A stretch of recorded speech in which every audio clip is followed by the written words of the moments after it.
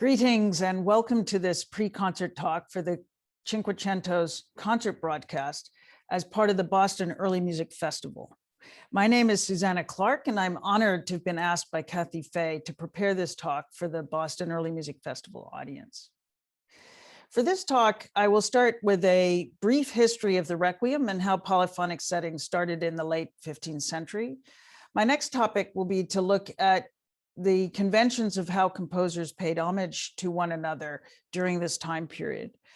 And then I will turn my attention to Richafort's Requiem and how it came to be associated with the commemoration of Josquin's death in 1421. Finally, I will end with a couple of comments about how the wonderful design of the Cinquecento concert gives us an opportunity to hear the music of Josquin that Richafort blended into his Requiem. So the centerpiece of the concert is Richafort's Requiem Mass, which was an unusual work for its age in many respects. But the first thing to note is that we don't actually have many polyphonic requiems from the 15th and 16th century, precisely because the norm at the time was to observe the Mass for the dead through plain chant as an acknowledgement of the solemnity of the occasion. So when Richafort decided to write for multiple voices, he didn't just dabble in some simple polyphony for, say, 3 to 4 voices. No, instead, he wrote an incredibly complex work for 6 voices. So to write something for 6 voices that usually only requires plain chant means that this Requiem could only have been performed in an establishment where you have at least 6 singers and they're all capable of singing polyphony. So the other thing to note is that 6 voices is in fact a pretty thick texture for this time period. Even the Cinquecento ensemble, who are specialists in the music of this era, ordinarily have 5 members. And so even they are borrowing an extra tenor for this concert. And that tenor's name is Bernd Oliver Frohlich, who's a fantastic singer, wonderful voice. So Richafort composes this Requiem in a fairly elaborate style, and even if it's also austere to suit the occasion. Now, in addition to composing his own music, he borrows extensively from elsewhere. As one would expect, he borrows the plain chant melodies from the Mass for the Dead. He elaborates on these and he places them in the superius, or the top voice, the uppermost register of the 6 voices. He also famously borrows from Josquin, and I'll talk about that in detail a little bit later. But for now, it's important to recognize the complexity of what Richafort does with the material that he borrows. He looks at he took existing melodies from the Mass for the Dead, and he combined them with melodies from the Office of the Dead, as well as material from songs by Josquin. And he pieced them together so that they're sung simultaneously. So having them sung simultaneously, that's one voice on top of the other, as opposed to sequentially, that's one voice after the other, dials up a notch the level of difficulty in integrating this music into the counterpoint of the Requiem. Now, when borrowing these melodies, Richafort also kept the original texts, which creates what is known as polytextuality. So in all 7 polyphonic sections or movements of the Requiem, that is the introit, the Kyrie, the gradual, the Offertory, the Sanctus, the Agnus Dei, and the Communion, there are 2 sets of Latin texts going on at the same time. And then in the gradual and the Offertory, there's additionally also snippets of French texts. And it is highly irregular to have a snippet of vernacular text in the middle of a Requiem. So I hope that also that already begins to give you a sense of the complexity of this Requiem. And as I've already emphasized, it was pretty rare to use polyphony for a Requiem in the 16th century. But the practice had in fact begun in the late 15th century. The first polyphonic Requiem that we know of was by Dufay, who composed it in preparation for his own funeral. He died in 1474. And that work is unfortunately now lost. But there's another 15th century composer, Requiem, who also set a polyphonic requiem, and his is for 4 voices. The idea has been floated that Requiem may have also written his requiem for his own funeral. He died in 1497, but we don't actually have any solid evidence to help us understand what prompted Requiem to compose his requiem. And so this brings me to the question of what prompted Jean Richafort to write a polyphonic requiem, and indeed to compose one on such a majestic scale. Of course, we could start by floating the idea that maybe he wrote it for his own funeral, following Dufay's practice. However, Richafort died in around 1550, and the first reliably dated source for his requiem is a publication from 1532.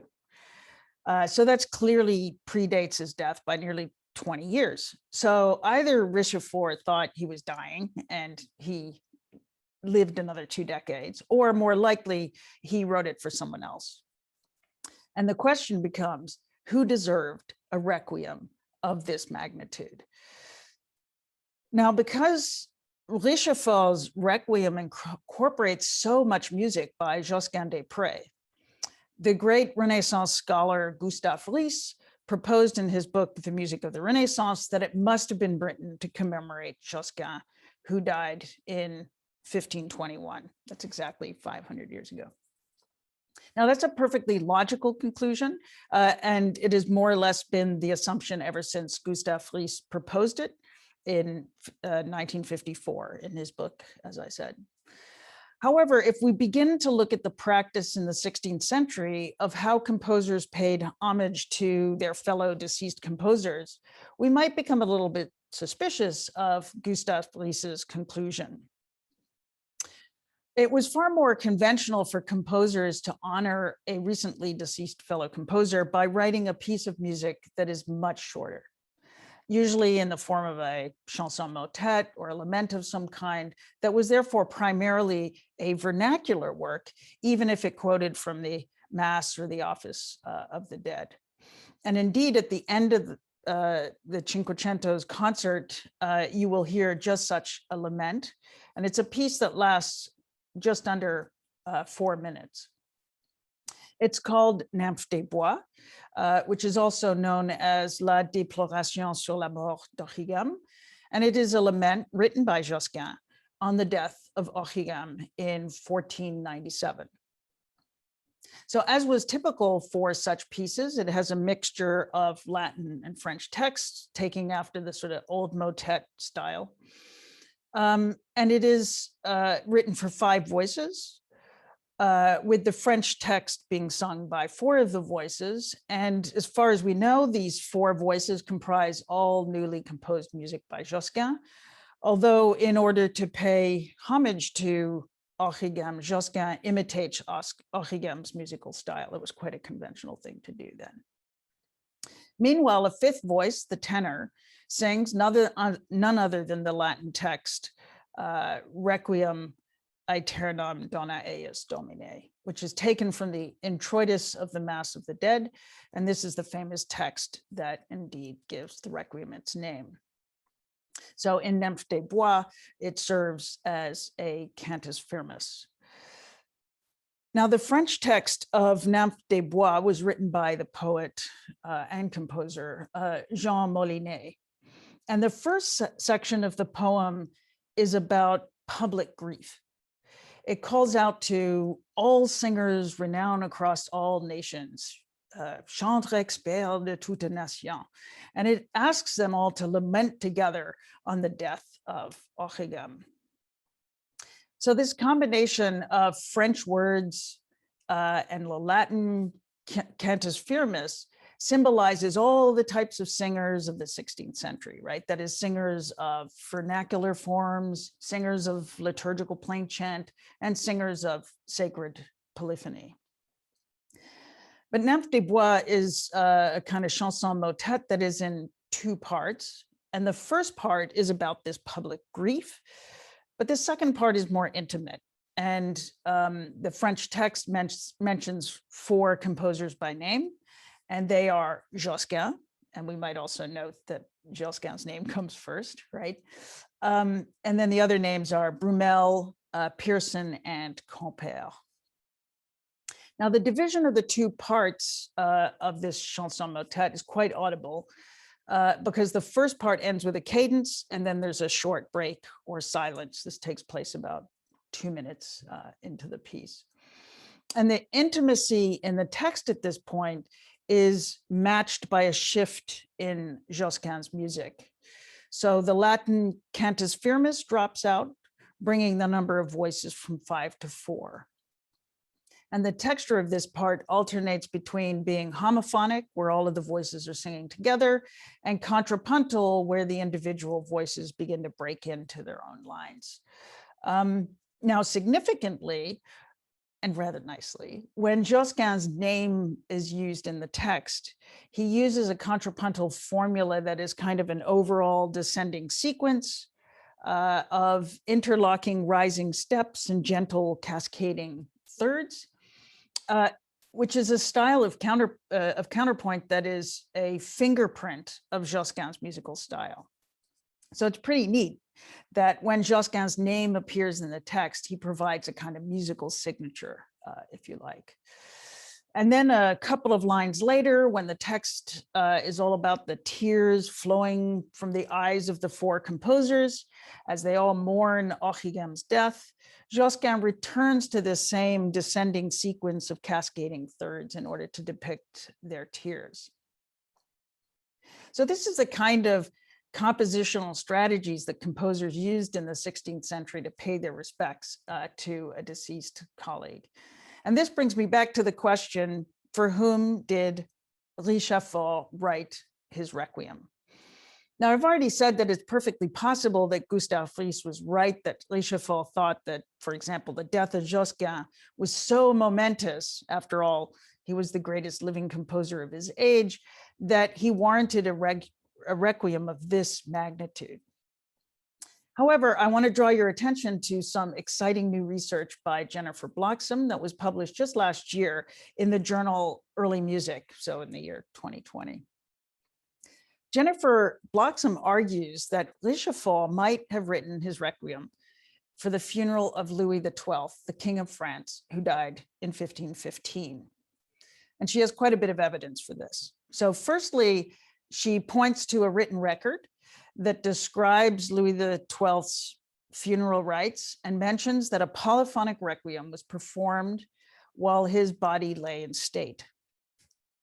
Unfortunately, this document doesn't mention who composed the requiem, but Richafort is a good candidate because Louis XII's funeral took place in Paris, and Richafort was working in the French court precisely at this time period. Other evidence to suggest the Requiem was composed for Louis XII comes from the music itself.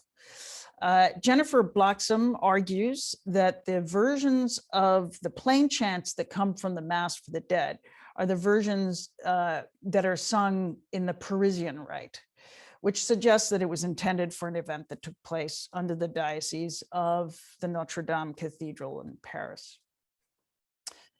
So often, different dioceses within the Catholic tradition have their own chant traditions with their own melodic variants. And so Jennifer Bloxham speculates that if Richafort were writing a requiem for Josquin, then he ought to have used the melodies that fall within the diocese of Condé, which is where Josquin worked and was located, and which is also where his funeral would have taken place. There's yet other compositional choices that Jennifer Bloxham points to make the case that the Requiem was linked to Louis XII, and that is Richafort's treatment of the form of the Sanctus. So her argument goes like this. In 1512, so about 3 years before his death, Louis XII made a request to insert a break in the music of the Mass after the first Hosanna of the Sanctus and before the Benedictus. And during this break, he instructed the choir to sing an additional piece of music based on the O Salutaris Ostia verse, which is from the Corpus Christi hymn. And the point of this was to ensure that the elevation of the host took longer, right? So in the middle of the Mass, during the elevation of the host, there'd now be an extra piece of music because Louis XII wanted to place emphasis on the elevation. So it becomes even more significant, as Jennifer Bloxham points out, that Richafort introduces a break at precisely the same point in his Requiem. So at the end of the first Hosanna, he composes a strong cadence, bringing it to a grand conclusion. Now the Cinquecento ensemble are obviously performing a concert, so there's no elevation of the host here. But they will take a short break here, and there will be an inherent pause in the music. And moreover, the Benedictus doesn't just start up with polyphony. Instead, it begins with a plain chant intonation, as if a whole new section or movement of the Requiem is starting. So by following Louis XII's newly introduced tradition of inserting a break between the Hosanna and Benedictus, Richafort's Requiem also dramatizes the elevation of the host, which is the moment that confirms the salvation of the soul as it is ushered from purgatory to heaven, which is the narrative of the Requiem. Jennifer Bloxham's theory also makes sense of why Richafort chose to incorporate into his Requiem material from Josquin's songs Nymphe Nappée and Faute d'Argent, and both of these songs are also included in the concert. As far as can be ascertained from history, Nymphe Nappée was a lament written on the occasion of the death of Louis of Luxembourg, who was a military leader and a Grand Chamberlain of Louis XII. And Faute d'Argent was a song with strong connections to Louis's court. So if Jennifer Bloxham is right, and actually I think her argument's pretty persuasive, then Richafort's Requiem was written not on the occasion of Josquin's death, but a few years earlier on the occasion of the death of someone who was a fan of Josquin's music. Of course, this is no ordinary fan, right? He was the King of France.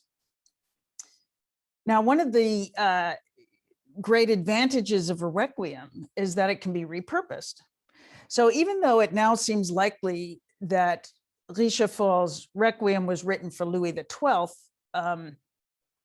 when Josquin died some 6 years later, his Requiem was ideally suited to be revived to honor and memorialize Josquin by, all the voices across all nations, as was the case in Requiem's death. And such a practice might even have involved repeat performances on the anniversary of Josquin's death, which would in fact account for why the Requiem survived in so many diverse sources. So in fact, it is most probable that the Requiem survives to this day, more because it is infused with Josquin's music than because it was sung to honor Louis XII. And thus, in the spirit of its revival in the wake of Josquin's death in the 16th century, it is absolutely appropriate that in 2021, this Requiem is the one that is used to commemorate the 500th anniversary of Josquin's death. Now, I just want to end this talk with two details about how Richafort incorporates Josquin's music into his Requiem. And I've chosen these two details because I think Richafort is being particularly clever here. I also think that what he does in these two moments that I'm going to talk about lends special meaning to the text of the Requiem. So the Cinquecento program begins with the plain chant Circum dederunt me, a plain chant that comes from the Office of the Dead, and that Josquin adapted for his Nymphe Nappée, which is the second item in the concert. Josquin fashions this chant into a canon between two of the 6 voices in his Nymphe Nappée. So to explain what a canon is, it's a type of counterpoint where one voice starts a tune and then another follows, singing exactly the same tune. So a familiar example of this is, row, row, row your boat gently down the stream. So the first person comes in with row, row, row your boat, and then the second person starts on the same note and also sings row, row, row your boat.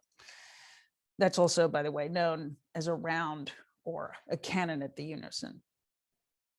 But you can make that technique just a little bit more complicated by having the second person enter by starting in at a different note from where the first singer began, while also singing the same tune. So the second voice might sing either a little bit higher or a little bit lower than the original singer. And this is what Josquin does in the Nymphe Nappée. When the second voice enters, he sings the Silcum Dederont May chant, a 5th higher.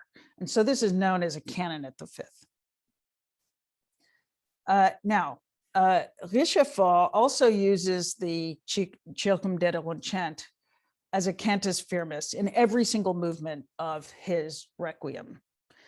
But we know that he got the idea of how to use this chant from Josquin, because not only does he use the same rhythms that Josquin applied to the chant, but he also uses the same canonic structure.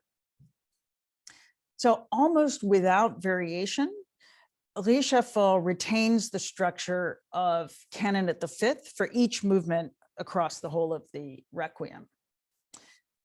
But there are some variations, and to my mind, these variations are meaningful, and I'm going to focus on just 2 of them. One appears in the gradual and the other in the offertory. So to begin with the example in the gradual, the second voice enters 1 syllable early. So Silcum Dederont has 5 syllables, and instead of entering as it does in Josquin's piece on the 5th syllable, that is with ront, so Silcum Dederont, and then the next voice enters then. In the gradual, the second voice enters on the 4th syllable, so 1 syllable early, so that it enters on Silcum Dederont. Now, one could put one's sort of music theory cap on, which I often do, and suppose that Richafort made the change because the gradual in the Requiem is in a different mode. However, Richafort's change to the canon doesn't actually make that much difference to the counterpoint. So there doesn't seem to be much technical advantage to his maneuver, at least when it comes to mode. So if instead we turn to the words of the gradual, we might begin to get a sense of why Richafort made this particular change. So when the technique of the canon is used in a religious context, it can often symbolize that one voice is the leader and the other one is following in its footsteps. So think of how often within the Christian tradition, the narratives that are told suggest that Christ leads the way and we follow him. So the words of the gradual in the Requiem are, and I'm going to quote the English translation, if I walk in the midst of the shadow of death, I shall not fear evil, for you are with me, Lord. So for you are with me, Lord, right? So the idea that the 2 voices are closer together, that is, that one voice follows sooner rather than later, serves as a metaphor for the closer proximity of the Lord during the soul's passage from its earthly body to heaven. Now, my second example comes in the Offertory, and it also has to do with something that Richafort does to Josquin's canon. And once again, we can put our theory hat on, because the Offertory also goes off in a different mode. And so in this case, if Richafort left the canon as it appeared in Josquin's music, the music would, in the Requiem, would actually start to sound pretty gnarly. So he has to do something to solve the technical problem. And he has to reshape the canon in some way. But the point is, he actually had a lot of options. So what he chose to do, to my mind, is particularly meaningful. Now, if you don't mind, I am going to use 2 pens to kind of demonstrate my point. So in the piece Knafel, so Josquin's piece, Knafel, and in every movement of the Requiem, except for the Offertory, the lead voice in the canon is in the lower voice and it enters on the pitch F. So this black pen is going to symbolize the lower voice. It's going to start, I'm trying to do it from your angle, right? And so you can imagine this is like the word chi, cheer, cum, de rot, right? And I already told you that when the other voice comes in, it comes in when the syllable ront is stated. So it comes in at this point and it's at the 5th. So it's a little bit farther away, right? So chill, cum, de ront. And at that point, this enters. Also singing chill, cum, de ront. Now, what happens in the gradual, as I already told you, right, is that instead of coming in on ront, it comes in on de. And so it's a little bit closer, signifying the proximity of the soul to the Lord, as I was putting it. Now, in the Offertory, what happens, right, is instead of having this voice here and this voice a 5th above, you actually have this voice come in 1 step lower. So instead of this being starting on an F and this one starting on a C, this starts now on a B flat. And the other thing that happens in the Offertory is the voices switch roles like this, right? So in other words, the voice that was the leading voice is, or was the following voice rather, is now the leading voice in this one. So why might he have done that? Well, the Offertory expresses the fear of being abandoned in purgatory, you know, in the grip of hell, in the deep pit, in the lion's mouth, or in the jaws of hell. So if we buy into this metaphor that the lower voice is kind of the voice of the Lord, right? It's the leading voice, was my black pen, right? And this is the voice of the soul. It's the higher voice, the follower, my blue pen. And this is the way the music is presented through the entire Requiem, except for the Offertory, right? Then it has meaning that when this happens and the soul, the voice of the soul is on a B flat, and this happens, the soul's voice enters alone at first. It's a little bit lost because it begins on a new pitch level. And it begins kind of in fear of abandonment. But then what happens is when this voice enters, it's the voice of the Lord. It's on a familiar pitch. It's where this voice has been throughout the Requiem, starting on an F. It says kind of, I am the rock who is here for you. It offers comfort. It's guiding the soul from the potential of being abandoned in purgatory. And it's ushering the soul up into the heavens. So I hope that these thoughts give you a sense of how complex Richafort's Requiem is and how extraordinary it was for his time and the kinds of ways in which he manipulated the material that he borrowed from Josquin in order to kind of give meaning to the text of the Requiem. And so I will end by saying, I hope that you enjoy the concert. I'm sure you will. The Cinquecento is an exquisite ensemble of voices. And I also want to take this opportunity to thank everyone at the Boston Early Music Festival for working tirelessly in bringing us all such magnificent music online during the pandemic. And with that, I want to say thank you for joining me today and enjoy the concert.